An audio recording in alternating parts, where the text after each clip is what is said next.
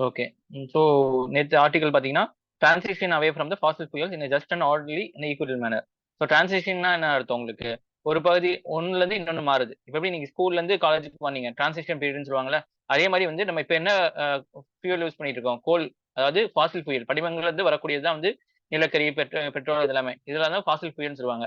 So இதுலேருந்து நம்ம renewable energy சோர்ஸுக்கு மாறணும். அதாவது சூரிய ஒளி ஆற்றல் மூலியமாகவோ, இல்லை வந்து மின்சாரம்னா வந்து எலக்ட்ரிக்கல், அதாவது கைனடிக் எனர்ஜி யூஸ் பண்ணியோ, ஹைட்ரோ எலக்ட்ரிக் பவர் யூஸ் பண்ணியோ உங்களுக்கு வந்து ரினியூவபிள் எனர்ஜி சோர்ஸுக்கு நம்ம மாறணும். ஸோ உங்களுக்கு எக்ஸாம்பிள் என்னது, உங்களுக்கு வந்து எலக்ட்ரிக் ஸ்கூட்டர்ஸ் எல்லாம் வருது, நிறைய விஷயங்கள்லாம் கொண்டு வராங்களா. ஸோ இதுக்கு மாறணும், சரிங்களா. இது வந்து எப்படி மாறணும் உங்களுக்கு? ஜஸ்ட்னா வந்து நேர்மையாக, இல்ல வந்து உங்களுக்கு நீதமாக அப்படின்னு சொல்றாங்க. ஆர்டர்லி, படிப்படியாக, ஈக்குவட்டபிள் மேனர், எல்லாத்துக்கும் சமமா மாறணும் அப்படின்னு சொல்றாங்க, சரிங்களா. ஸோ டிரான்சிஷன் வந்து டெவலப்டு கண்ட்ரீஸ்க்கு ஒரு மாதிரியும் டெவலப்பிங் கண்ட்ரீஸ்க்கு ஒரு மாதிரி இருக்கணும், சரிங்களா. ஸோ எல்லாத்துக்குமே ஒரே மாதிரி இருந்துச்சு அப்படின்னா அது வந்து பிரச்சனை. ஏன்னா ஏற்கனவே நான் சொல்லியிருக்கேன், டெவலப்டு கண்ட்ரீஸ் வந்து முன்னாடியே வந்து என்ன செஞ்சிருக்காங்க, தொழிற்சாலைகள்லாம் வந்து அமைச்சு புகையை விட்டுட்டு அதிகமா கார்பன் எமிஷன்லாம் பண்ணி அவங்க முன்னேறிட்டாங்க, சரிங்களா. இப்பதான் நம்ம வந்து டெவலப்பிங் கண்ட்ரீஸ் வரும். ஸோ இப்பதான் நம்மள்ட்ட அதிகமான தொழிற்சாலைகள் வருது, நம்ம மக்கள் வந்து அதிகமா வந்து சம்பாதிக்கிறாங்க. இந்த டைம்ல வந்து தொழிற்சாலைகளை மூடுங்க அப்படின்னு சொன்னா அது அது நல்லது இல்லைல்ல, நியாயமான விஷயம் இல்லைல்ல. அதுதான் வந்து இங்க வந்து சொல்றாங்க. சோ இந்த மாதிரி நியாயமற்ற முறையில இருக்கக்கூடாது. சோ அவங்க வந்து என்ன செய்றாங்க, நெட் ஜீரோ எமிஷன் வந்து 2015 சொன்னா, நம்ம வந்து 2017 சொல்லியிருக்கோம் இந்தியாவை பொறுத்தவரைக்கும். சோ இந்த மாதிரி டிரான்சிஷன் பீரியடுக்கு வந்து ஒரு ஆர்டர்லா ஜஸ்ட்டா மாறணும். இந்த மாதிரி ஜஸ்ட்டா மாறணும் அப்படின்னு சொன்னா உங்களுக்கு என்னது? உங்களுக்கு ஃபண்ட் தேவை. உங்களுக்கு என்ன வேணும்? உங்களுக்கு காசு தேவை. ஏன்னா வந்து ஹை டெக்னாலஜி தேவை. டெவலப்டு கண்ட்ரீஸ் ஹை டெக்னாலஜி இருக்கு. ஈஸியா வந்து மாறிடுவானுங்க. ஆனா நம்மகிட்ட என்னது? இப்பதான் வந்து தொழிற்சாலையே ஆரம்பிக்கிறாங்க. இனிமேல் ஹை டெக்னாலஜி எல்லாம் இந்தியா கிட்ட இல்ல. சோ வந்து நம்ம என்ன செய்யணும்? டெவலப்டு கண்ட்ரீஸ், டெவலப்பிங் கண்ட்ரீஸ்க்கு டெக்னாலஜி, ஃபண்ட் இதெல்லாம் கொண்டு வந்து தரணும், சரிங்களா. அது இல்லாம வந்து என்ன செஞ்சிருக்காங்க, இந்த சிஓபி 27, அதாவது இதுக்கு முந்தின சிஓபில வந்து லாஸ் அண்ட் டேமேஜ் ஃபண்ட்னு ஒன்னு கிரியேட் பண்ணாங்க. அது வந்து இந்த சிஓபி 28, இந்த காப் 28ல வந்து ஆக்சுவலைஸ் பண்ணிருக்காங்க துபாயில, சரிங்களா. So COP loss and damage ஃபண்ட்னா ஒண்ணு இல்ல. இப்போ இயற்கை சீற்றங்கள்லாம் வருதுல்ல, சுனாமி, இந்த மாதிரி கடல் பேரழிவு, ஃபிளட்ஸ், இந்த மாதிரி நிலநடுக்கம், இதெல்லாம் வந்து கிளைமேட் சேஞ்ச்னால வரக்கூடிய ஆபத்துகள். சோ இந்த மாதிரி ஆபத்துகளை எந்த நாடா சிக்கிச்சு அப்படின்னு சொன்னா நிறைய சேதம் இருக்கும். அந்த சேதத்தை காம்பன்சேட் பண்றதுக்காக இதுல இருந்து காசு தருவாங்க, புரிஞ்சுங்களா. சோ இந்த ஃபண்டுக்கு வந்து யார் யார் வந்து பொறுப்புதாரி உங்களுக்கு? இந்த பெரிய பெரிய டெவலப்டு கண்ட்ரீஸ் வந்து இதுல காசு போடணும். எல்லாருமே காசு போடலாம். டெவலப்டு கண்ட்ரீஸ் கண்டிப்பா காசு போடணும் அப்படிங்கிற மாதிரி வந்து இந்த இதுல வந்து வந்து நிறைய நடைமுறை பண்ணப்படுது. அதே மாதிரி இந்த சிஓபி 28 வந்து ஏன் முக்கியம் அப்படின்னு சொன்னா, இந்த சிஓபி 28ல தான் வந்து இந்த ஃபாசில் ஃபியூயலை வந்து ஃபேஸ் டவுன் பண்ணணும் அப்படிங்கிற ஒரு வந்து வார்த்தை வந்து அவங்க வாயில இருந்து வந்திருக்கு. ஸோ இதுக்கு முன்னாடி வரைக்குமே வந்து அந்த ஃபாசில் ஃபியூயலை கம்மி பண்ணுங்கிற வார்த்தையை அவங்க யூஸ் பண்ணல. ஏன் அப்படின்னு சொன்னா எல்லாருமே வந்து கோல் இதெல்லாம் தான் யூஸ் பண்ணி தான் பொழைச்சிட்டு இருக்காங்க. அது இல்லாம வந்து மேஜர் யாரு உங்களுக்கு? துபாய், ஈரான், ரஷ்யா, இவனுங்கெல்லாம் வந்து மேஜர் பிளேயரா இருக்காங்க. யுஎஸ்ஏ இவங்கலாம் தான். ஏன்னா கோல், ஆயில் இவங்க தான் அதிகமா யூஸ் பண்ணிட்டு இருக்காங்க. சோ இப்போ துபாயிலேயே நடக்கிறதுனாலயே வந்து என்ன செஞ்சிருக்காங்க, துபாய் வந்து கொஞ்சம் இனிஷியேட்டிவ்லாம் எடுத்து ஆயில் எல்லாம் கம்மி பண்ணணுங்கிற மாதிரி சொல்லி கொண்டு வந்திருக்காங்க. இதுவே பெரிய வெற்றியாக பார்க்கப்படுது, சரிங்களா. சோ இருந்தாலுமே வந்து என்னது, இவனுக்கு வந்து சொல்றது ஒரு மாதிரியா இருக்கு, செய்யற ஒரு மாதிரியா இருக்குன்னு சொல்றாங்க. ஏன்னா வந்து இப்ப யுஎஸ் எல்லாம் வந்து நிறைய கட்டுப்பாடு எல்லாம் போட்டு நிறைய பிளான் எல்லாம் சொல்றானுங்க. ஆனா இப்போ கடைசி 2 3 வருஷமா வந்து புதுசான கோலும் புதுசான ஆயிலும் வந்து எக்ஸ்ப்ளோரேஷன் பண்ணிட்டு இருக்காங்க, சரிங்களா. சோ நிறுத்தணும்னு ஒரு ஒரு ஒரு சைடுல நிறுத்தணும்னு சொல்றான். ஆனா இன்னொரு சைடுல வந்து புதுசு புதுசா நிறைய நிறைய கொண்டு வரான், சரிங்களா. சோ இதுவே ஹிப்போக்ரஸி தெரியல. அவன் சொன்னதுக்கு வந்து மாற்றமா நடக்கான்ல. இந்த மாதிரிலாம் இருக்கக்கூடாது. அவங்க என்ன சொல்றாங்களோ அதுபடி நடக்கணும் அப்படிங்கிற மாதிரி சொல்றாங்க. இந்தியாவை பொறுத்த வரைக்கும் இந்தியா வந்து இப்ப வளர்ந்து வரும் நாடுகள். இந்தியா வந்து அதிகமான இந்தியானாலையும் பிரச்சனை வரதான் செய்யுது கிளைமேட் சேஞ்ச்ல. இருந்தாலுமே வந்து இந்தியா என்ன செய்யுது, தங்களால முடிஞ்ச அளவுக்கு நிறைய விஷயங்கள பண்றாங்க கிளைமேட் சேஞ்ச். நாங்க இந்த மாதிரிலாம் செய்ய போறோம், இந்த மாதிரி எல்லாம் வந்து பிளான் வச்சிருக்கோம், பிளான் ஆஃப் ஆக்ஷன் அப்படிங்கிற மாதிரி வச்சிருக்கோம்னு சொல்லிட்டு நிறைய விஷயங்கள் வந்து இந்தியா வந்து சொல்றாங்க, சரிங்களா. சோ அதுல வந்து இந்தியா பிரதமர் மோடி வந்து என்ன சொல்லிருக்காங்க, மிஷன் லைஃப் ஸ்டைல் அப்படின்னு சொல்லி கொண்டு வராங்க, சரிங்களா. அத ரீயூஸ், ரெடியூஸ், ரீசைக்கிள் இந்த கான்செப்ட் பேஸ் பண்ணி எந்த அளவுக்கு மினிமலிஸ்டா பிளாஸ்டிக் கம்மி பண்ணி வாழ முடியுமோ அந்த அளவுக்கு வாழ்ற மாதிரி லைஃப் ஸ்டைல என்விரான்மெண்ட் எப்படி கொண்டு வரலாம் அப்படிங்கிற மாதிரி வந்து நம்ம வந்து லான்ச் பண்ணியிருக்கோம். அதே மாதிரி வந்து ஒன் சோலார் ஒன் கிரிட் பவர்ங்கிற மாதிரி கொண்டு வந்து இன்டர்நேஷனல் சோலார் லைன்ஸ் எல்லாம் வந்து நம்ம சோலார் கண்ட்ரீஸ் எல்லாம் இருக்குல்ல, டிராபிக் ஆஃப் கேன்சர் இருக்கக்கூடிய சோலார் வெப்பமண்டல கண்ட்ரீஸ் எல்லாம் வந்து நிறைய புதுசு புதுசா வந்து ஸ்கீம்ஸ் எல்லாம் கொண்டு வந்து இந்த சோலார் எனர்ஜி எப்படி வந்து டேப் பண்ணி எலக்ட்ரிக்கல் எனர்ஜி மாத்துறதுக்கு நிறைய விஷயங்கள் பண்ணிட்டு இருக்காங்க. சோ இந்த மாதிரிலாம் வந்து இந்தியா வந்து முன்னேற்ற பாதையில வந்து என்ன செய்றாங்க, நிறைய விஷயங்கள் பண்றாங்க. ஆனா இந்தியாவுக்கு இனிமே வந்து நேரம் தேவை, சரிங்களா. நெட் ஜீரோ எமிஷன் அப்படிங்கிற பட்சத்துல நம்ம எவ்வளவு வந்து புகை விடுறோமோ அதே அளவுக்கு மரங்களை நட்டு அந்த புகையை வந்து காம்பன்சேட் பண்ணணும். மரங்களை நட்டா அப்படின்னு சொன்னா நட்டோம் அப்படின்னு சொன்னா மரங்கள் என்ன செய்யும், கார்பன் டை ஆக்சைடு இழுத்துட்டு ஆக்சிஜன் வெளியே வரும், சரிங்களா. சோ என்னது கார்பன் சீக்வஸ்ட்ரேஷன் சொல்லுவாங்க இந்த பேர், சரிங்களா. கார்பன் சீக்வஸ்ட்ரேஷனா உங்களுக்கு என்ன அர்த்தம்? கார்பனை வந்து சீக்வஸ்ட், அதாவது உறிஞ்சிக்கிறது. சரிங்களா? என்னெல்லாம் உறிஞ்சுக்கும் அப்படின்னு சொன்னா கடல் உறிஞ்சுக்கும், மரங்கள் உறிஞ்சுக்கும். அதனாலுமே வந்து அஃபாரஸ்டேஷன் சொல்லுவாங்க. நிறைய காடுகள் அதிகமா கொண்டு வரது. இந்த மாதிரி விஷயங்கள் நிறைய விஷயங்கள் வந்து இந்தியா வந்து பண்ணிட்டு இருக்காங்க. சரிங்களா? கிரீன் மிஷன் சொல்லிட்டு நிறைய பண்ணிட்டு இருக்காங்க. அது இல்லாம வந்து இந்தியா ஹைட்ரஜன் மிஷின் கொண்டு வந்திருக்காங்க. ஹைட்ரஜன் மிஷின்னா என்னது உங்களுக்கு? ஹைட்ரஜன் வந்து ஹைட்ரஜன் மூலியமா வந்து சோர்ஸ கிரியேட் பண்றது. சரிங்களா? ஆ ஏன்னா ஹைட்ரஜன் முன்னாடி நடத்தி பண்ணல உங்களுக்கு. சோ இந்த மாதிரி நிறைய ஸ்கீம்ஸ் கொண்டு வந்து நிறைய விஷயங்கள் பண்ணிட்டு இருக்காங்க. ஓகேவா? புரிஞ்சா? கான்செப்ட் புரிஞ்சா? இந்த மாதிரி நீங்களும் வந்து அ ஒரு ஒரு ஃப்ளோல நீங்க சொல்லி பழகிட்டீங்க அப்படின்னு சொன்னா, இன்டர்வியூக்கும் யூஸ்ஃபுல் ஆகும், மெயின்ஸ்க்கும் யூஸ்ஃபுல் ஆகும். இந்த மாரி இது வந்து உங்களுக்கு வாயிலிருந்து வரணும். சரிங்களா? அதுக்கு வந்து நெறைய விஷயங்கள் கேட்டுட்டு, படிச்சுட்டு, சரிங்களா? நான் நியூஸ் பேப்பர் படிக்கிறேன். சரிங்களா? பிளஸ் உங்களுக்கு சொல்லி தரேன். நானும் நெறைய கிளாஸஸ் இதெல்லாம் அட்டெண்ட் பண்றேன். சோ அதனால தான் என்னோட ஃப்ளோ வந்து கரெக்ட்டா இருக்கு. இதே மாரி வந்து உங்களுக்கு ஃப்ளோ வரணும் அப்படின்னு சொன்னா, நீங்க நியூஸ் பேப்பர்ஸ் படிக்கணும். நான் சொல்லி தர கிளாஸஸ் கவனிக்கணும். நான் குடுக்குற பிபிடிஸ் வந்து அப்பப்ப ரிவைஸ் பண்ணணும். இந்த மாரிலாம் பண்ணீங்க அப்படின்னு சொன்னா, உங்களுக்கும் அந்த ஃப்ளோ வரும். சரிங்களா? சோ இந்த மாரி ஃப்ளோ வந்தா மட்டும் தான் நீங்க கரெக்ட்டான பாதையில போறீங்கன்னு அர்த்தம். புரியுதுங்களா? இதெல்லாம் வந்து உங்க வீட்ல ஒரு பிரச்சனைன்னா நீங்க சொல்வீங்கல்ல. இப்ப உங்க வீட்ல திடீர்னு ஒரு கஷ்டம் வருது. அப்படின்னு சொன்னா உங்க ஃபிரெண்ட்ஸ் கிட்டயும், உங்க பேரன்ட்ஸ் கிட்டயும் நம்ம வந்து எவ்ளோ இதா சொல்லுவோம். சரிங்களா? இல்ல வந்து உங்க வீட்ல ஒரு நல்ல விஷயம் நடக்குது. அத உங்க ஃபிரெண்ட்ஸ் கிட்ட எப்படி சொல்லுவீங்க? சோ அந்த மாரி நம்ம வீடா நம்ம வந்து நாட்ட நெனச்சுக்கிட்டோம் அப்படின்னு சொன்னா, இங்க என்ன பிரச்சனை இருக்குங்கிறது நம்ம பெர்சனலா எடுத்துக்கிட்டோம் அப்படின்னு சொன்னா, அது உண்டான விஷயங்கள் தான் மனசுல இருந்து வரும். சோ இப்படி ஒரு கேண்டிடேட் தான் வந்து ஐஏஎஸ் ஆபிசர் ஆகணும்னு சொல்லிட்டு அந்த பேனல் எதிர்பார்ப்பாங்க. சோ அவங்க வந்து கேள்வி கேட்கும்போது உங்களுக்கே தெரியும். அவன் உண்மையாலுமே வந்து இந்தியனா வந்து அவங்க நெனச்சு, இந்தியாவோட கஷ்டம்லாம் தன்னோட கஷ்டங்கள நெனச்சு இவன் பேசுறானா? இல்ல சும்மா வந்து புக்க படிச்சுட்டு வந்து ஒப்பிக்கிறானாங்கிறத அவன் ஈஸியா கண்டுபிடிச்சுருவான் இன்டர்வியூல. இன்டர்வியூல மார்க் கம்மி ஆயிடுச்சுன்னு சொன்னா ஐஏஎஸ்லாம் கிடைக்கிறது கஷ்டமா? சரிங்களா? என்னதான் வந்து மெயின்ஸ்ல அச்சீவ் பண்ணாலும் இன்டர்வியூல வந்து 275 மார்க்ஸ் இருக்கும். அப்ப வந்து என்னது கம்மியா போட்டாங்க அப்படி சொன்னா 100 மார்க்ல பின்னாடி போச்சு அப்படி சொன்னா நெறைய பேர் முன்னாடி வந்துருவாங்க. சரிங்களா? அதுவும் சொல்லிட்டேன். சோ இந்த மாரிலாம் நீங்க வந்து ட்ரை பண்ணுங்க. சரிங்களா? இது நெறைய விஷயம் நான் சொல்லல. இங்க இருக்கக்கூடிய நெறைய விஷயங்கள். எனக்கு தெரிஞ்சது, எனக்கு மைண்டுக்கு வந்தது அப்படியே வந்து உங்களுக்கு ஒப்பிக்கிறேன். சரிங்களா?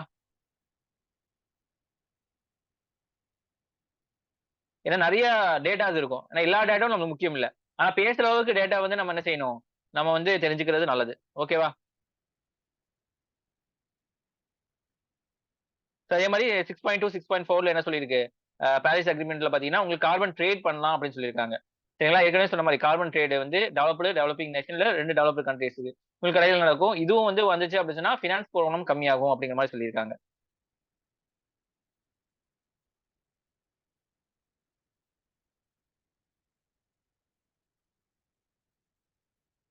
ஓகே புரிஞ்சாம்மா இது? இப்போ ஓரளவுக்கு ஈஸியா இருக்கா உங்களுக்கு யோசிக்கிறதுக்கு? ஓகே.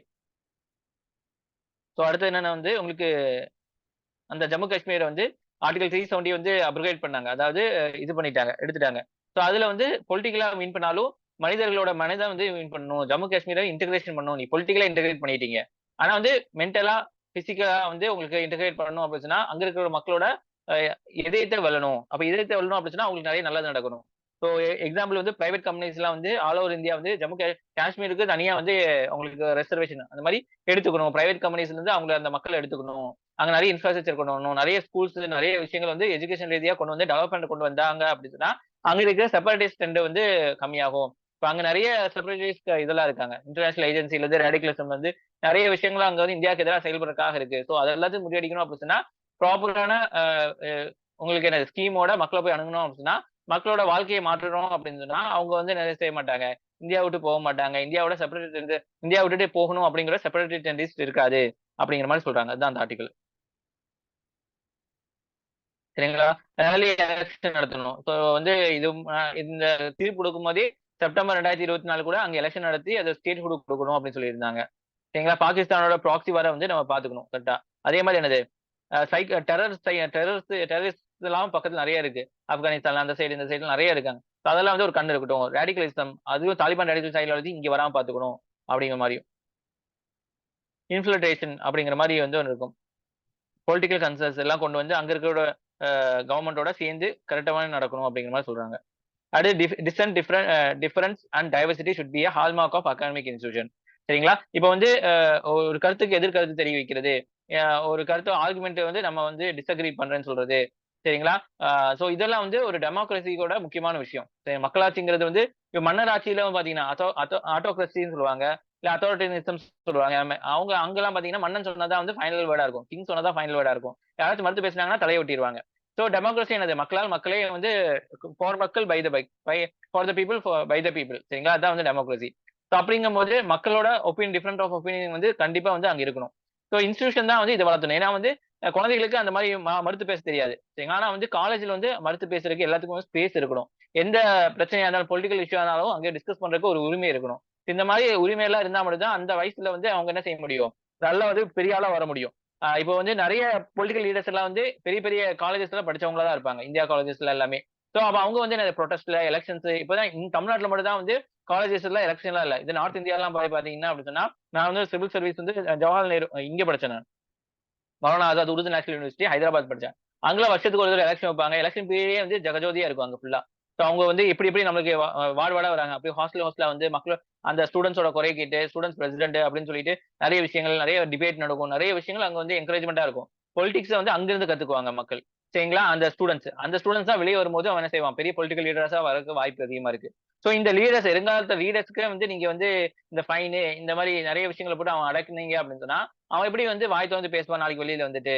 சோ இது வந்து டெமோக்ரஸிக்கு ஒரு பிரச்சனையா வந்து அமையும். சோ டெமோக்ரஸி வந்து மக்களோட ஆட்சி. நீங்க வந்து இங்க வந்து சர்வாதிகார ஆட்சி திணிக்க பாக்குறீங்க. இந்த ரூல்ஸ் அண்ட் ரெகுலேஷன்லாம் வந்து வேண்டாம் அப்படிங்கிற மாரி சொல்றாங்க. இவங்க என்ன சொல்றாங்க அப்படின்னு சொன்னா, இது 1960ல இருந்தே இருக்கு. இருந்தாலுமே வந்து நாங்க லிபர்ட்டி தருவோம். இது வந்து எக்ஸ்ட்ரீம் சிச்சுவேஷனுக்காக இது. அதுவும் இல்லாம டெல்லி ஹைகோர்ட் வந்து நிறைய விஷயங்கள் கைட்லைன்ஸ் குடுத்தாங்க. அதுக்காக தான் இத போட்டுருக்கோம் அப்படின்னு சொல்றாங்க. சரிங்களா? ஓகேவாம்மா? புரிஞ்சுச்சா? இந்த 3 ஆர்டிகிள் புரிஞ்சுச்சா? ஏதாச்சும் டவுட் இருக்கா?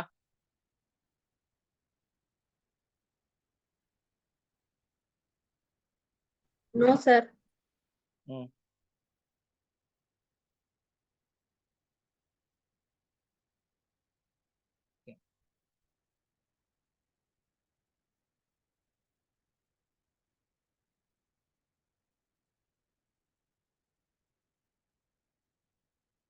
சோ இன்னைக்கு ஆர்டிகல் போயிரலாம்.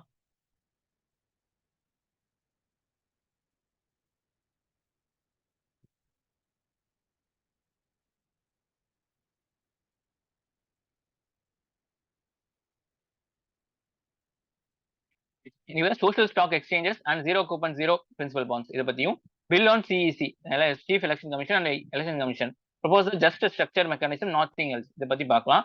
Fluid and complex situation of Myanmar, India should adopt the strategic pragmatism. சரிங்களா? சோ இங்க வந்து ஸ்டாக் எக்ஸ்சேஞ்ச் உங்களுக்கு தெரியும்ல, பிஎஸ்சி என்எஸ்சின்னு சொல்லுவாங்க. Bombay stock exchange, national stock exchange எல்லாம் சொல்லுவாங்க. இங்கெல்லாம் வந்து என்னது, கம்பெனியோட ஷேர்ஸ் வந்து இங்க டிஸ்ப்ளே பண்ணுவாங்க. ஒவ்வொரு கம்பெனியோட ஷேர் இருக்கும், அங்க வியாபாரம் நடக்கும். ஸோ அந்த மாதிரி எக்கனாமில வந்து உங்களுக்கு ஃபுல்லா வந்து எக்ஸ்பிளைன் பண்ணியிருப்பேன். ஸோ அந்த மாதிரி வந்து சோஷியல் ஸ்டாக் எக்ஸ்சேஞ்ச் இருக்கு, சரிங்களா? சோஷியல்னா வந்து சமூக ரீதியாக ஸ்டாக் எக்ஸ்சேஞ்ச், ஸ்டாக்ஸ் வந்து அந்த மாதிரி ஒரு பிரின்சிபல், சரிங்களா? ஸோ அது பின்னாடி சொல்றேன். So bill election commission, chief election கமிஷன்லாம் வந்து முக்கியமான பொறுப்பு.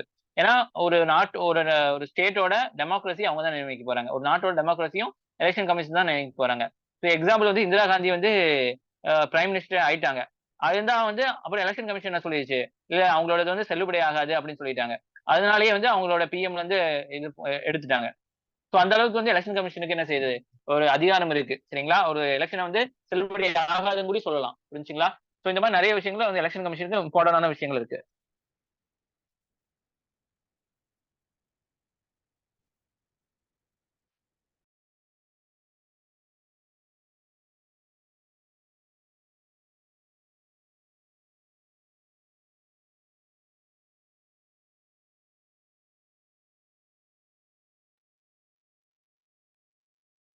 சரிங்களா?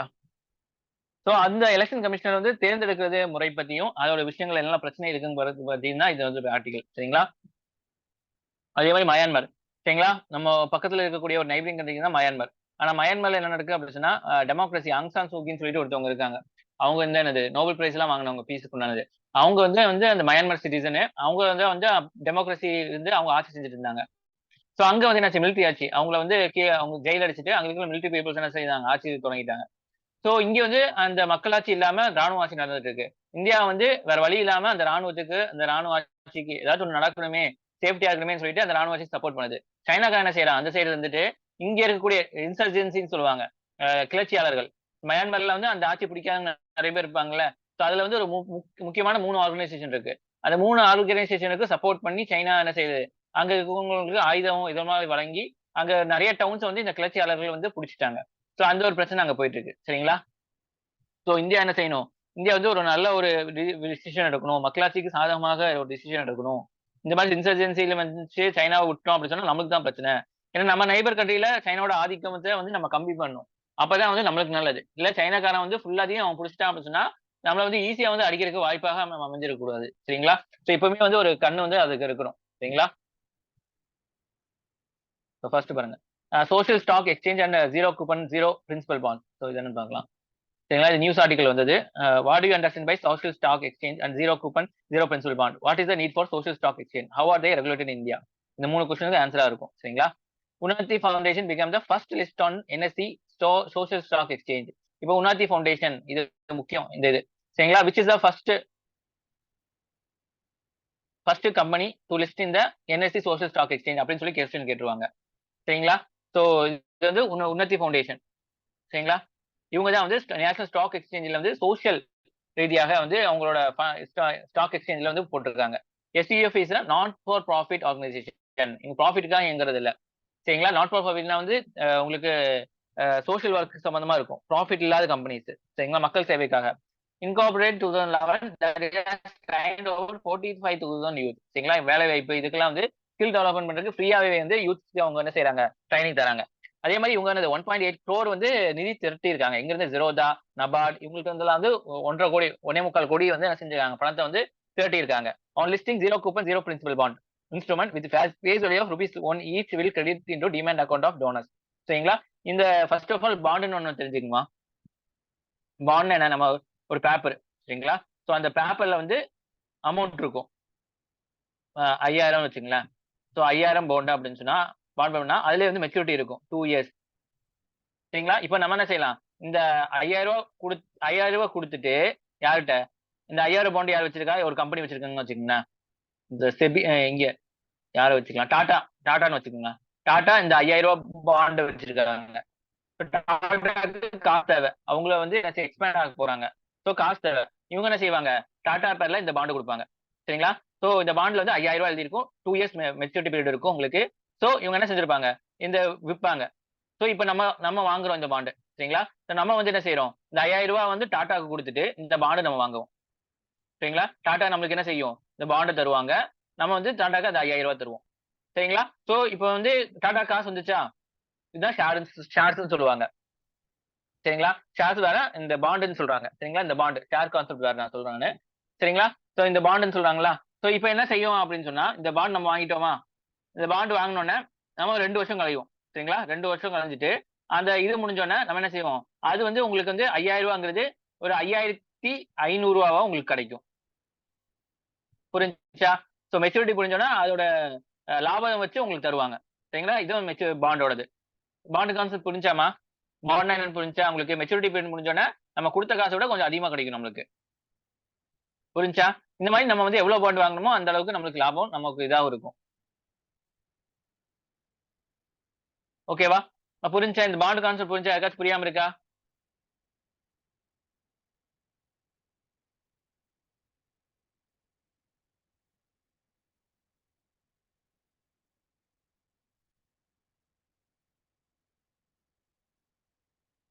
ஓகேவா?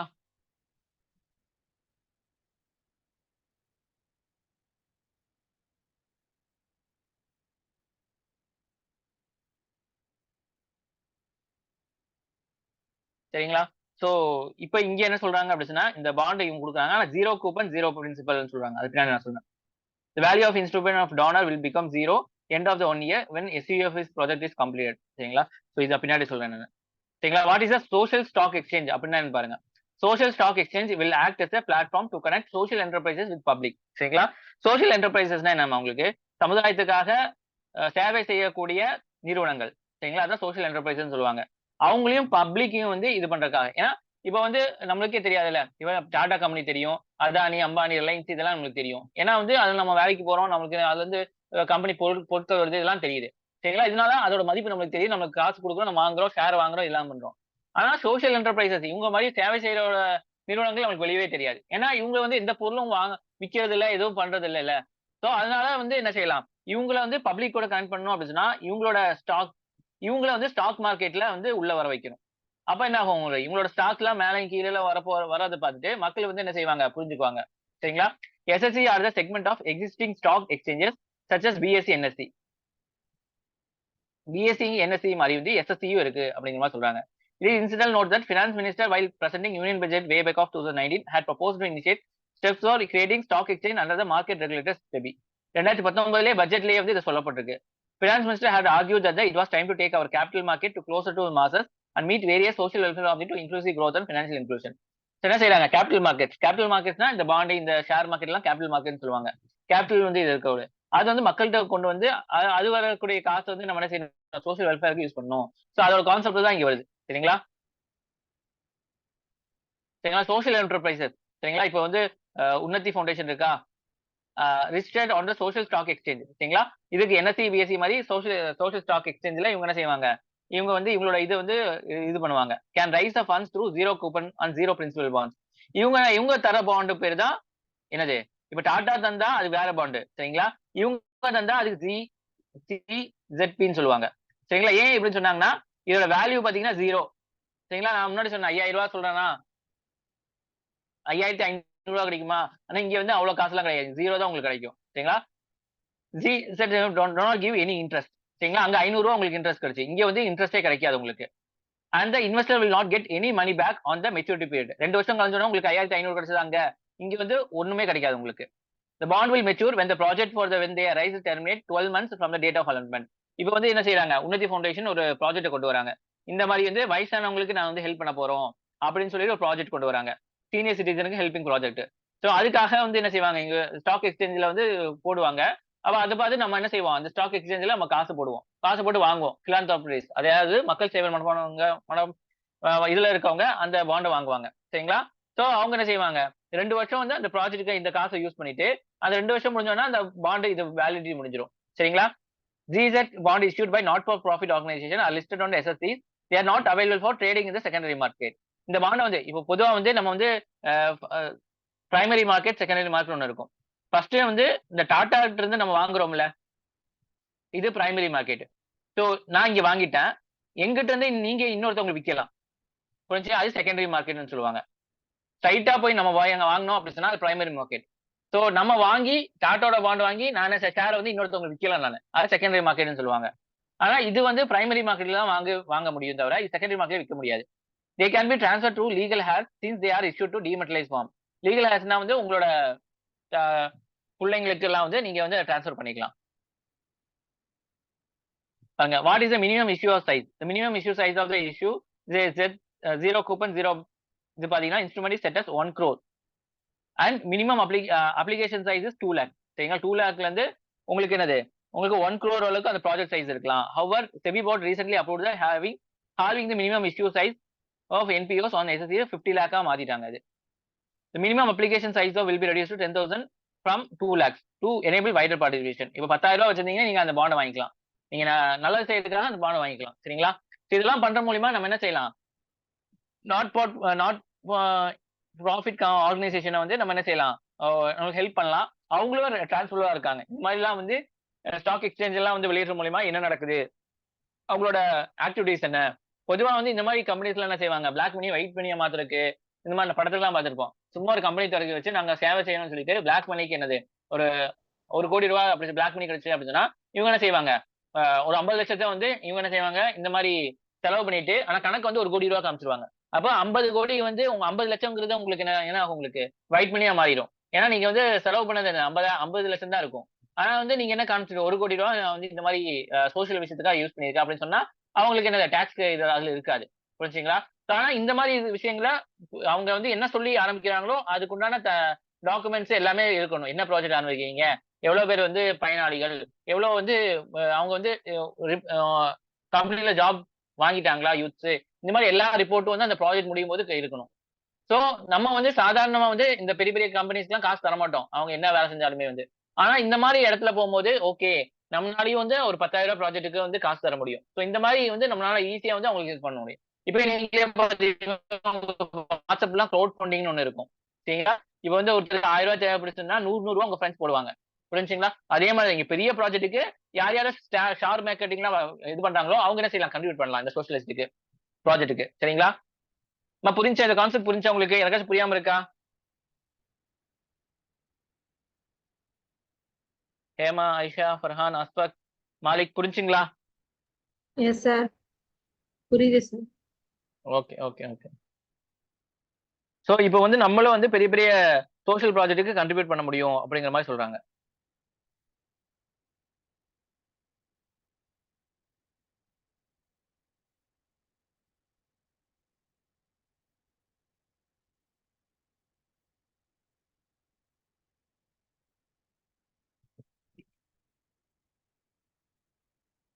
பாருங்க, what about for profit organisation? ZZB Insurance issued by for profit organization can be listed on the main board of SME platform. Stock market exchange பிளாட்ஃபார்ம்ல அவங்க இவங்க ப்ராஃபிட்டுக்காக இயங்கக்கூடிய ஆர்கனைசேஷன் வந்து அவங்களும் ZZP பாண்ட் வந்து கொடுக்கலாம். சரிங்க, ஆனா வந்து அவங்களோட வந்து சோஷியல் ஸ்டாக் எக்ஸ்சேஞ்ச் மார்க்கெட்ல போட மாட்டாங்க. இந்த NSE BSE அதுல தான் போட முடியும். அதே மாதிரி and avail for trading for secondary market, இவங்களோட செகண்டரி மார்க்கெட் இருக்கும். இப்போ எப்படி கொஸ்டின்ஸ் கேட்பாங்க அப்படின்னா, உங்களுக்கு வந்து இதே வந்து குழப்பி கேட்பாங்க மேட்ச் ஆஃப் ஃபாலோயிங் மாதிரி. சரிங்களா, ZZP bond only in social stock exchange அப்படின்னு சொன்னா தப்பு. புரிஞ்சுங்களா? இது வந்து என்னது, NSE-லயும் பண்ணலாம், இதுவும் பண்ணலாம். சரிங்களா? அதே மாதிரி என்னது, வந்து ஒன்லி யாரு இவங்க only not for profit company மட்டும் தான் பண்ணணும், அது தப்பு. ப்ராஃபிட் கம்பெனியும் இது போடலாம். சரிங்களா? ஸோ வந்து வந்து செகண்டரி மார்க்கெட்லயும் வித்துக்கலாம். ஆனா யார் செகண்டரி மார்க்கெட் விற்க முடியும்? இந்த ப்ராஃபிட் கம்பெனிஸ் மட்டும் தான். Not profit company secondary market விற்க முடியாது அதோட ஷேர்ஸ். ஓகேவா? ஸோ இந்த மாதிரி டெக்னிக்கலா நம்ம படிச்சு வச்சிட்டோம் அப்படின்னு சொன்னா யூபிஎஸ்சிலையும் சரி டிஎன்பிசி குரூப் ஒன்னு சரி இந்த மாதிரி தான் கொஸ்டின்ஸ் கேட்பாங்க. ஏன்னா எக்கனாமி பொறுத்த வரைக்கும் இந்த மாதிரி கரண்ட் அஃபேர்ஸ்ல தான் நிறைய கொஸ்டின்ஸ் கேட்பாங்க. சரிங்களா? ஸோ நம்ம கொடுக்குற மாடல்ஸ் மட்டும் நீங்க கரெக்டா டெக்னிக்கலா படிச்சு நோட்ஸ் எடுத்து வச்சிட்டீங்க அப்படின்னா அதுல இருந்தே உங்களுக்கு கரண்ட் அஃபேர்ஸ்க்கு 15 கொஸ்டின் வந்துச்சுன்னா 10 கொஸ்டின் ஈஸியா அடிக்கலாம். சரிங்களா? மிச்சம் 5 கொஸ்டின் வந்து நமக்கு தேவையில்லை. அந்த 5 கொஸ்டின் பார்க்க போனோம் அப்படின்னா ரொம்ப அதிகமா படிக்க வேண்டியதா இருக்கும், குழம்பிடும் நம்மளுக்கு. சரிங்களா? இப்பவே நீங்க பார்க்கும்போதே உங்களுக்கு வந்து மந்த்லி மேகசைன்ஸ் நிறைய அகாடமி எல்லாம் போடுவாங்க, எடுத்து பார்த்தாலே தலை சுத்தும். 120 பக்கம் இருக்கும்.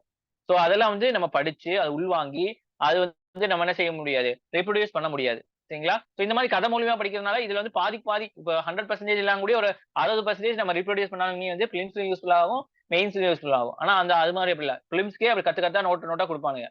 அதெல்லாம் நம்ம படிச்சுட்டு இருந்தா வேலைக்கே ஆகாது. சரிங்களா? ஸோ இந்த மாதிரி படிச்சீங்கன்னா உங்களுக்கு மெயின்ஸுக்கு இன்டர்வியூக்கு எல்லாத்துக்கும் யூஸ்ஃபுல்லா இருக்கும். சரிங்களா? பாருங்க, what are the benefits of zero coupon zero principal instrument through the social stock exchange? என்ன பெனிஃபிட்ஸ் அப்படின்னு பாத்தீங்கன்னா, this is akin to donation made to charity. இது வந்து என்னது, நீங்க டொனேஷன் கொடுக்குறீங்களா அதே மாதிரி தான் இதுவும் அப்படின்னு சொல்றாங்க. But there is a greater transparency, வெளிப்படைத்தன்மை இருக்கும். அப்போ the objective of the social enterprises, objective அதோட குறிக்கோள் என்ன? ஏன்னா இந்த மாதிரிலாம் போடுறதுனால வந்து மக்கள் கேள்வி கேட்பாங்கல்ல. சரிங்களா? The end use of the fund can also be monitored. சரிங்களா?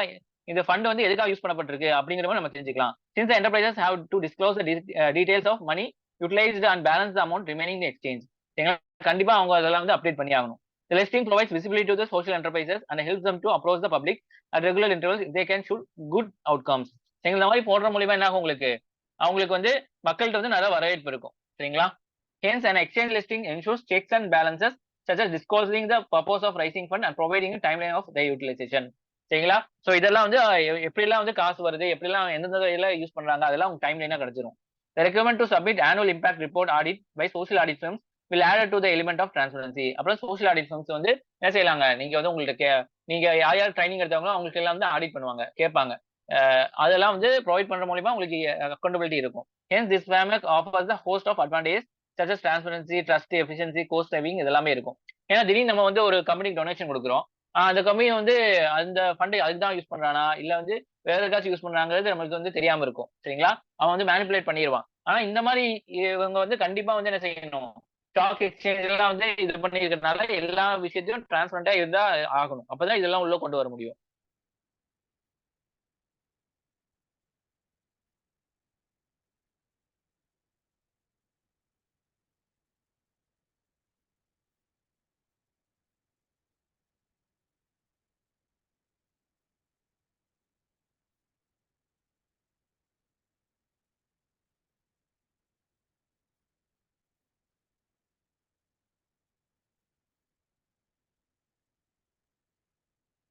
ஓகேவா?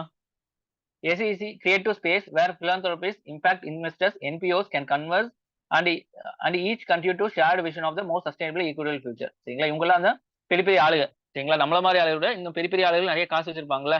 ஸோ ஸோ அவங்களுக்கு வந்து இது வந்து ரொம்ப இதா இருக்கும் அப்படிங்கிற மாதிரி சொல்றாங்க.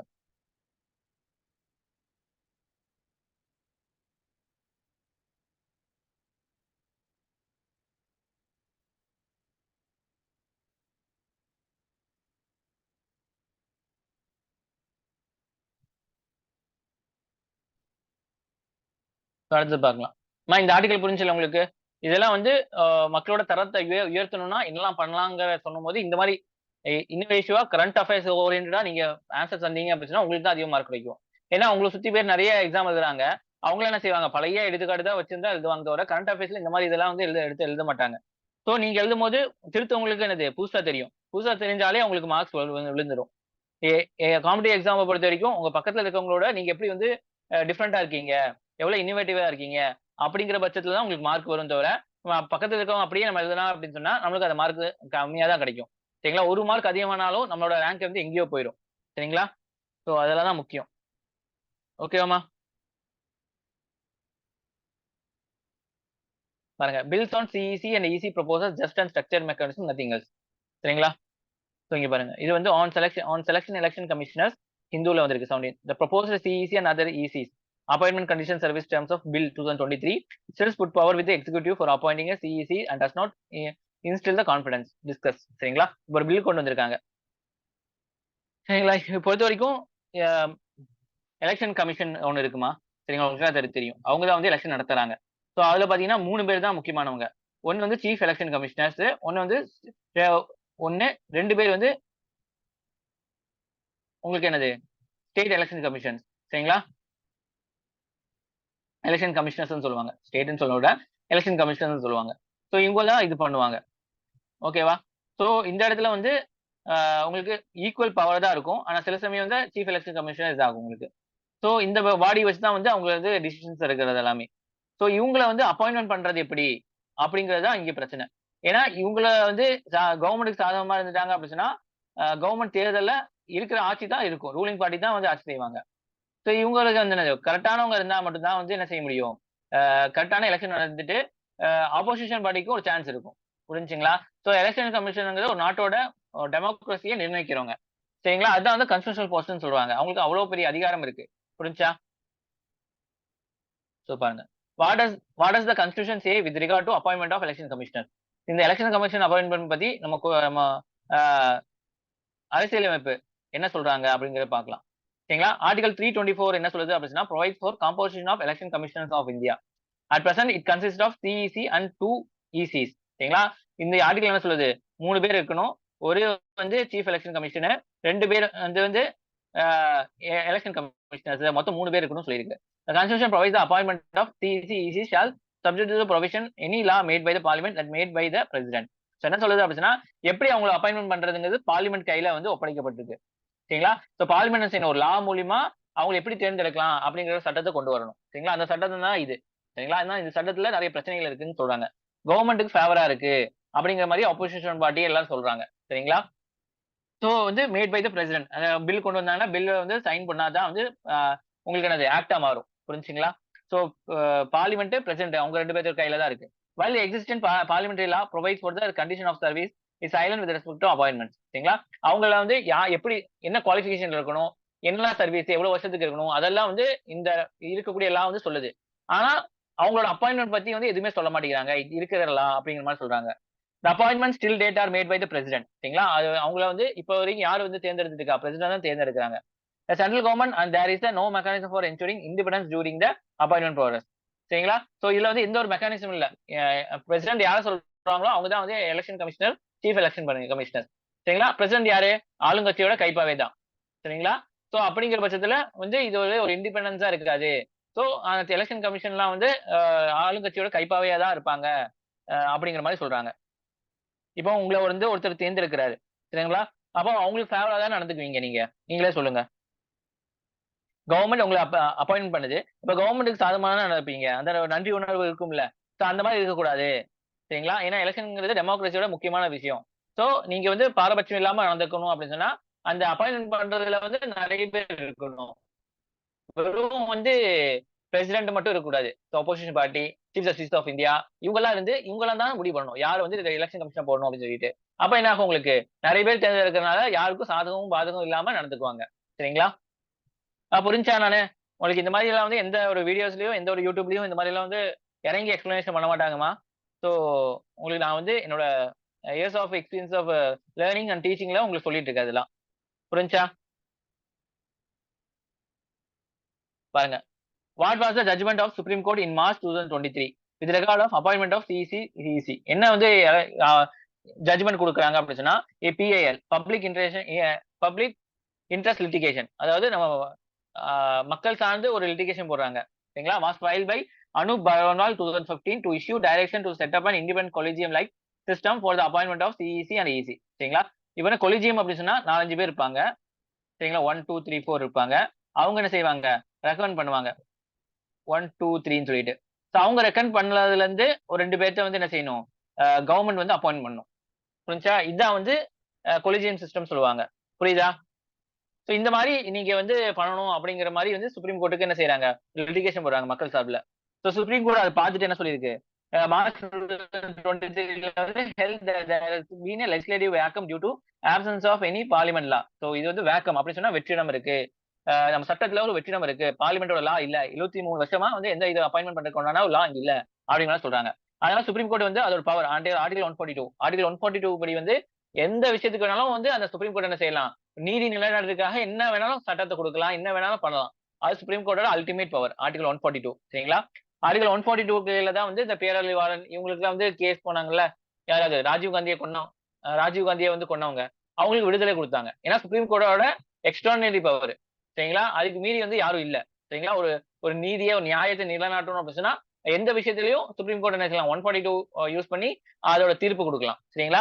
சோ அந்த ஒரு தீர்ப்பு தான் கொடுத்திருக்காங்க. Lay down that the CEC, EC shall be appointed by a committee. சரிங்களா? consist of Prime Minister, CGI, Chief Justice of India, and a leader of opposition or the largest opposition party in Lok Sabha. This mechanism shall be in place till the Parliament enacts the law on this matter.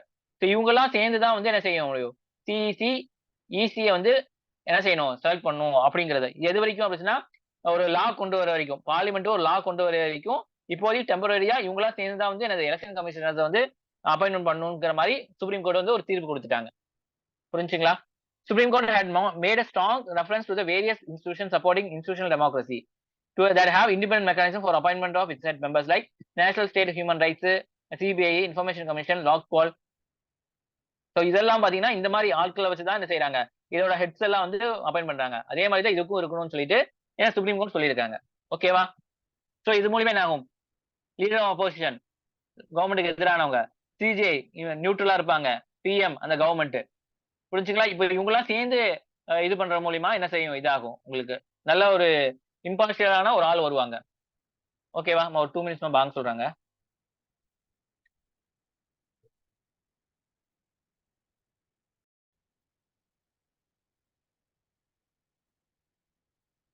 Okay sir பாருங்க.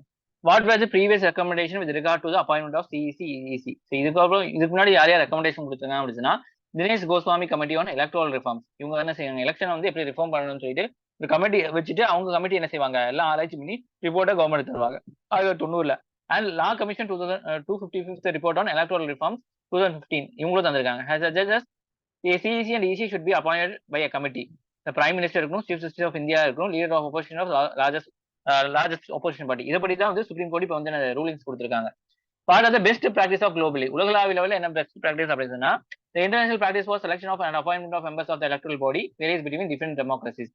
South ஆப்பிரிக்கால பாத்தீங்கன்னா president of the constitutional court, representative of human rights courts and gender equality are involved. சரிங்களா? இங்க வந்து என்னது, அந்த இது கொடுக்கறாங்க பிரசிடென்ட் கான்ஸ்டிடியூஷனல் கோர்ட்டுக்கு இவங்க எல்லாம் வந்து இன்வால்வ் ஆயிருவாங்க. யூகேல பாத்தீங்கன்னா House of Commons approve the candidates, வேற யூஎஸ் தான் appoint is the president or confirm by the Senate. இவங்க எல்லாம் பண்ணி தான் அவங்க வந்து என்ன செய்வாங்க, வருவாங்க. ஸோ ஒவ்வொரு இடத்துல ஒவ்வொரு மாதிரி இருக்கும். சரிங்களா? ஸோ இது வந்து நீங்க என்ன செய்யலாம், எக்ஸாம்பிள் கொடுக்கலாம். சரிங்களா? ஸோ இந்த மாதிரிலாம் வந்து இங்க உள்ளூரும் எழுதிட்டு வெளிநாட்டோடதும் பண்ணீங்கன்னா உங்களுக்கு நல்ல நாலேஜ் இருக்கு அப்படிங்கிற மாதிரி உங்களுக்கு திருத்துறவங்களுக்கு தெரியும். திருத்துறவங்களுக்கு தெரிஞ்சாலே உங்களுக்கு எல்லா கொஸ்டின்ஸுக்கும் ஒன்னு மட்டும் இம்ப்ரெஸ் பண்ணா போதும், நீங்க எல்லாத்துக்குமே உங்களுக்கு எக்ஸ்ட்ராவா ஒரு மார்க் போட்டுருவாங்க எல்லா கொஸ்டினுக்கும். சரிங்களா? அவங்களோட ட்ரஸ்ட் இது பண்ணா ஏதாச்சும் நல்ல ஒரு கொஸ்டின் நல்லா எழுதிட்டோம் அப்படின்னு சொன்னா ஈஸியா வந்து நம்ம என்ன செய்யலாம், ட்ரஸ்ட்டை கெயின் பண்ணிடலாம். அது மார்க்ல வந்து ரெஃப்ளெக்ட் ஆகும் உங்களுக்கு.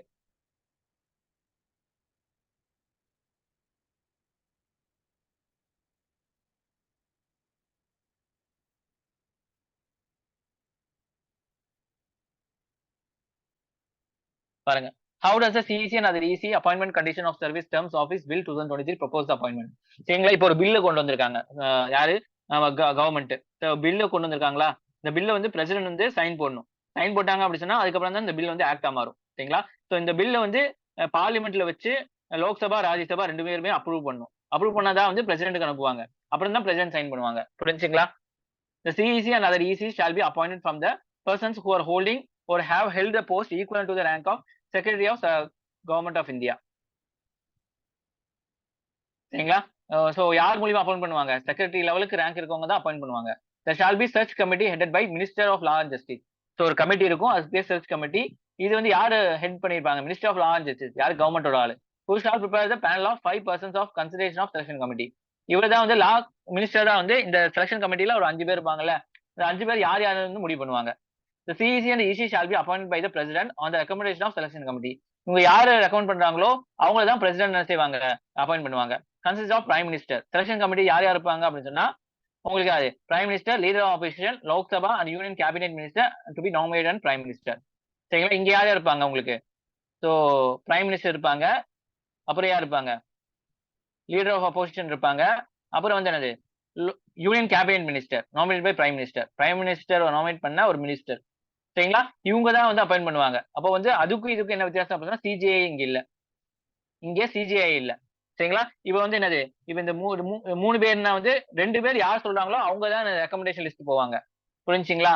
சோ இப்ப என்ன பிரச்சனை அப்படின்னா இதுவும் கவர்மெண்டோட ஆளு, பிஎம் கவர்மெண்டோட ஆளு, பிஎம் நாமினேட் பண்ற இந்த ஆளும் கவர்மெண்டோட ஆளு.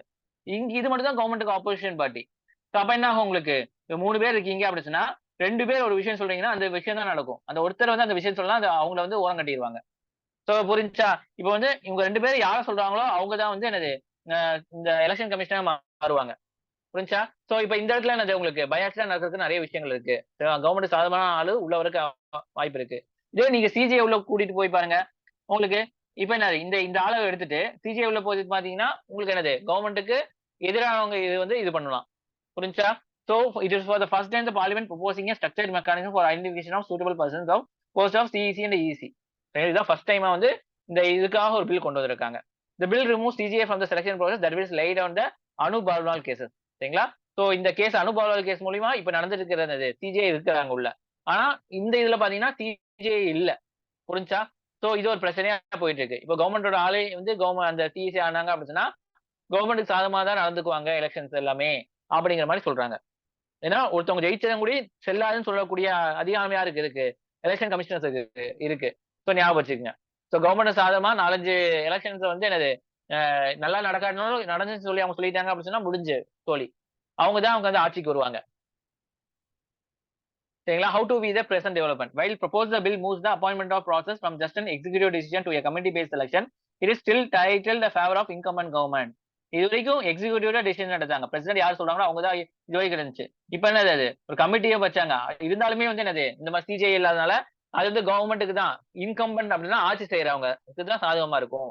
Supreme Court has considered the recommendation of various committees, also mechanism for appointment of certain independent bodies like CBI before laying down the selection procedure. சரிங்களா? சோ எல்லா இடத்துலயுமே வந்து சிஜிஐ உள்ள இருக்காங்க. சரிங்களா? Where is the prerogative of parliament to legislate the subject? It may have an appropriate retained CGI and selection committee to ensure the utmost independence.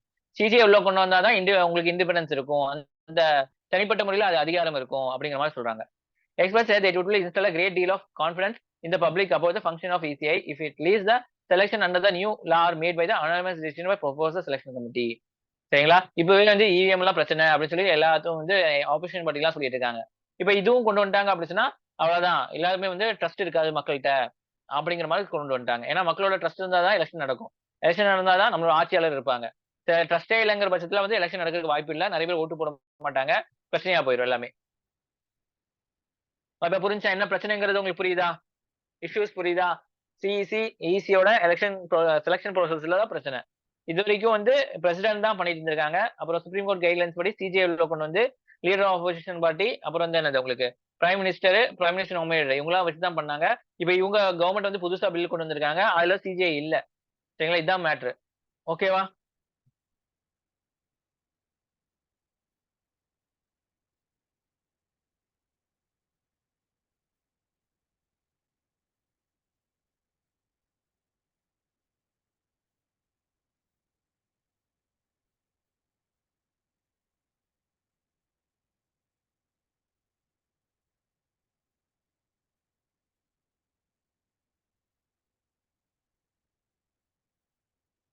ஓகேவாமா?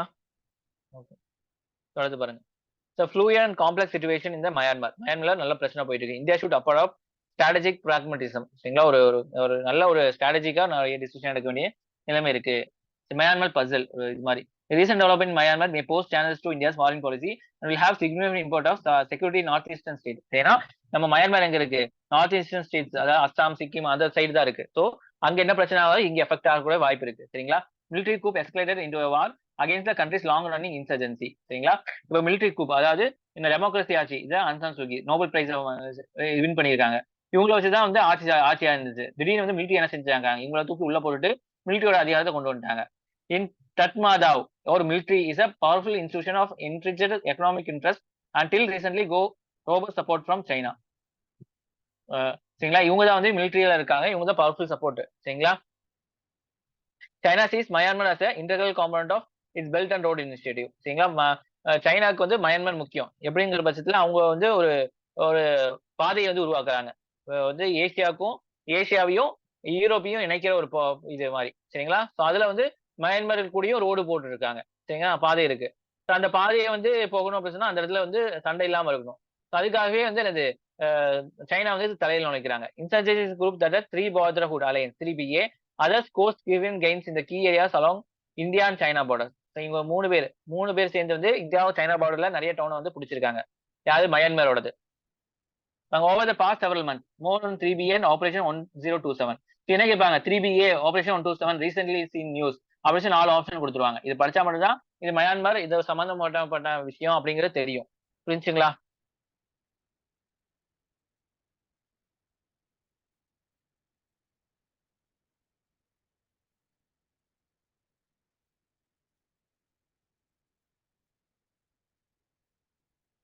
Over the past several months, 3BA comprising the Myanmar National Democratic Alliance Army, the Tank National Liberation Army, and the Arakan Army unleashed campaign named Operation 1027, which captured significant border town in the Shan state. Shan stateல இவங்க என்ன செஞ்சிருக்காங்க? நிறைய இடங்களை பிடிச்சிருக்காங்க. Which was emerging as a critical entry point on BRI route. Entry port is a port where goods of or import can be stored. சரிங்களா? Enter போர்ட்ங்கிறது வந்து ஒரு board, துறைமுகம். அங்க வந்து இம்போர்ட் பண்ண கூட்ஸ் எல்லாம் வந்து என்ன செஞ்சிருப்பாங்க? ஸ்டோர் பண்ணி வைப்பாங்க. அந்த இடத்தையும் இவங்க பிடிச்சிருக்காங்க. சரிங்களா? Enter port seen recently seen news அப்படின்னா என்னன்னு சொல்லிட்டு ஒரு கொஸ்டின்ஸ் வரக்கூடிய வாய்ப்பு இருக்கு. Hundreds of kilometers west and compared on the trading post along with Manipur border, straddling Asia's highways captured as a prime of same operation. இதெல்லாம் பிடிச்சிருக்காங்க. Weeks later, another insurgent group, Chin National Army, arrested Rikwadar, a border town opposite to Mizoram, Choktor, formal trading point between two countries. அதையும் முடிச்சிட்டாங்க. Because of action of China National Army, Chin state civilian and junta soldiers are taking refuge in India. China வந்து அவங்க அடிச்சு தொடர்றதுனால India வந்து என்ன செய்யறாங்க? அவங்க civilians soldiers எல்லாம் வந்து ரெஃப்யூஜ் அடைக்கலம் தேடி வந்துடுறாங்க. What where the position taken by USA, China and India when army took over Myanmar. சரிங்களா? ஸோ டெமோக்ராட்டிக் ஆட்சியை கவித்துக்கிட்டு அவங்க என்ன செஞ்சாங்க? ஆர்மி ஆட்சி கொண்டு வந்தாங்க. அப்போ வந்து இந்தியாவோட ஸ்டாண்ட் என்ன? யூஎஸ்ஓ சைனாவோட ஸ்டாண்ட் என்ன? When hostility broke out, sanctions made the US deeply unpopular even China gained in prestige with junta. சரிங்களா? யூஎஸ்ல வந்து நிறைய சாங்ஷன் பண்ணாங்க. ஆனா சைனா என்ன செஞ்சாங்க? அவங்களோட வந்து கை கோத்துட்டாங்க. India sought to retain its traditional relation with Tatmadaw, but this position confront the outreach of insurgent group. சரிங்களா? இருந்தாலும் நம்ம வந்து தத்மாதாவ், அதாவது மிலிட்டரிக்கு ஆர்மி சப்போர்ட் தந்தாலுமே வந்து இன்சர்ஜென்ட் குரூப் கிட்ட வந்து நம்ம இது பண்ணியிருக்கோம். China is now maintaining its outreach with multiple insurgent groups. ஆனா சைனா வந்து என்னது? இந்த not only with CBA, China maintaining outreach of multiple insurgent group. அவங்க வந்து இந்த 3 டெரரிஸ்ட் குரூப் மட்டும் இல்லாம நிறைய அவங்களுக்கு ஒரு கிளர்ச்சியாளர் குரூப்புகள் எல்லாம் தொடர்பு வச்சிருக்காங்க. sought to protect its economic interests and deepen geopolitical engagement in Myanmar. ஏன்னா மயன்மார்ல வந்து இவங்க நிறைய இன்வெஸ்ட் பண்ணிருக்காங்க. யாரு? சைனாக்கானுங்க. சோ என்னோட இடத்த அடிச்சிடாதீங்கடா, உங்களுக்கு எல்லாம் நான் எல்லாமே தரேன் அப்படின்னு சொல்லிட்டு என்ன செஞ்சிருக்காங்க? இவங்க வந்து சைனாக்கானுங்க அந்த இன்சர்ஜென்ஸுக்கு காசு கொடுத்துருக்காங்க. Operation 1027 could not have taken place without Chinese support. இந்த பெரிய ஆபரேஷன் வந்து என்னது? சைனா சப்போர்ட் இல்லாம நடந்திருக்காது. Including blind eye to drug running and other illicit activity to finance agency chase critic. Critics என்ன செய்றாங்க? சைனாவோட பங்கு இதுல இருக்கு. சைனா வந்து என்ன செய்யறான்? காசு கொடுத்து இவங்க எல்லாத்தையும் தூண்டி விடுறாங்க அப்படிங்கிற மாதிரி சொல்றாங்க. சைனா இங்க இருக்கா? சரிங்களா? மியான்மர் இங்க இருக்கு. சரிங்களா? ஸோ இதுதான் China is pole position because of it large trade. China வந்து அதிகமான ட்ரேட் அங்க நடத்துறாங்க. China's proactive approach is driven by the fact that overland trade account for larger proportion of its trade with Myanmar that it does for India. சரிங்களா? India காட்டிலும் மயான்மர் கூட யார் அதிகமா trade பண்றாங்க? சைனா. ஸோ அதனாலதான் சைனா வந்து எல்லா பார்ட்டி அங்க கவர்மெண்டா இருந்தாலும் சரி, எதிர்பார்ட்டியா இருந்தாலும் சரி, எல்லாத்தையும் நல்லபடியா நடந்துக்கணும். அப்பதான் அவங்களோட ட்ரேடோட விஷயங்களும் கரெக்டா நடக்கும் அப்படிங்கறது தெளிவா இருக்காங்க. This coupled with the snail pace of progress of Asian highway and malfunctioning of formal trade crossing worsened by the crisis of Manipur has done little to push India's interest into Myanmar. இந்தியாவுக்குள்ள நிறைய பிரச்சனை நடக்குது. Now China has called for ceasefire and spoken the spirit of friendship between two countries. சரிங்களா? India needs to adopt a strategic pragmatism and flexibility in addressing of fluid and complex situation of Myanmar. India should engage more pragmatically with emerging power players, troubled but critical neighbor. மயான்மர்ல வந்து வேணாம்னு சொல்ல முடியாது, வேணும்னு சொல்ல முடியாது. ஏன்னா டெமோக்ராட்டிக்கே அவன் வந்து என்ன செஞ்சிருக்கான், மிலிட்டரி ஆட்சி கொண்டு வந்திருக்கான். இருந்தாலுமே வந்து அவனோட ஒரு நட்பு இருக்கணும். அப்பதான் வந்து நம்ம நார்த் ஈஸ்ட்ல வந்து பாதுகாப்பா இருக்கணும். சரிங்களா? சோ அதனால வந்து பார்த்து நடந்துக்கணும் அப்படிங்கிற மாதிரி இது சொல்றாங்க. சோ இதுல இருந்து நிறைய கொஸ்டின்ஸ் வரக்கூடிய வாய்ப்பு இருக்கு. சோ இந்த மாதிரி ஒரு ஒரு முக்கியமான விஷயங்கள் வந்து யூபிஎஸ்சியும் சரி, டிஎன்பிஎஸ்சி குரூப் ஒன்னும் சரி கேள்வி கேட்க வாய்ப்பு இருக்கு. புரிஞ்சுங்களா? இப்படி படிச்சாதான் கரண்ட் அஃபேர்ஸ் மாதிரி இருக்கும். வெறும் 4-5 மெட்டீரியல் எடுத்து மக்கப் பண்ண முடியாது. சரிங்களா? அதெல்லாம் ஒரு 5 மார்க் தான் கிடைக்கும். 15 மார்க்ல 10 மார்க் வந்து இந்த மாதிரி விஷயங்கள தான் கொஸ்டின்ஸ் கேட்பாங்க. இல்ல ஒரு 8 மார்க் இந்த மாதிரி விஷயங்கள் தான் கேள்வி கேட்பாங்க. சோ இந்த மாதிரி விஷயங்களை படிச்சிட்டோம் அப்படின்னா மெயின்ஸ்க்கு யூஸ்ஃபுல் ஆகும், பிலிம்ஸ்க்கு இந்த இன்டர்வியூ யூஸ் ஆகும். ஆனா நீங்க அந்த புக்ஸ் எல்லாம் வச்சு ஃபேக்ட்ஸ் மட்டும் மக்கப் பண்ணிட்டு போனீங்க அப்படின்னா வெறும் பிலிம்ஸ்ல வந்து உங்களுக்கு என்னது ஒரு 10 மார்க் ஹெல்ப்ஃபுல் ஆனாலும் மெயின்ஸ் அந்த ஃபேக்ட்ஸ் வச்சு ஒண்ணுமே ஆன்சர் பண்ண முடியாது, இன்டர்வியூலே ஆன்சர் பண்ண முடியாது. அதோட மெத்தடை நீங்க மறந்து போயிருவீங்க. இந்த மாதிரி வந்து தாட்ஃபுல்லா நிறைய விஷயங்களை உங்களுக்கு டிஸ்கஸ் பண்ணவே முடியாது. புரிஞ்சா? ஓகேவாமா? ஏதாச்சும் டவுட் இருக்கா?